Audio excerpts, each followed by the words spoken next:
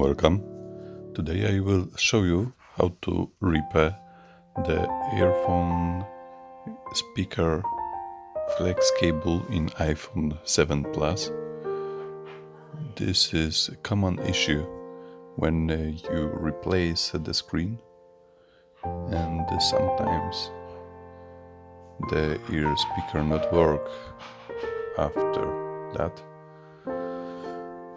The solution is make a jumper with a thin wire.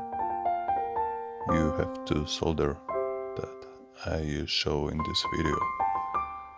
The second point and the 9 pin of the connector should be connected.